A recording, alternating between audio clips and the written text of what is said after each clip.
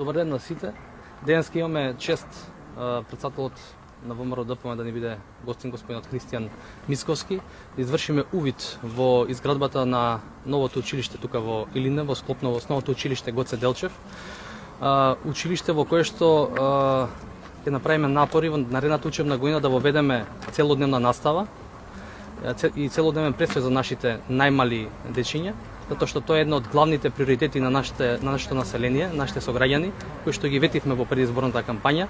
И сега од наредната учебна година ќе можеме и да го овозможиме истото.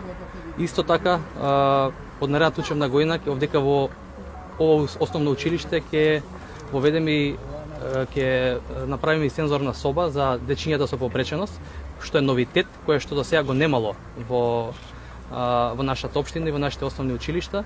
Се надеваме на тој начин дека и за најмладите ќе им скочиме во пресред, особено за родителите кои што исто така се ставени во една одредена позиција во нашата општина, сега ќе имаат можност и тие дечиња за еден правилен развој и нивно интегрирање во заедницата.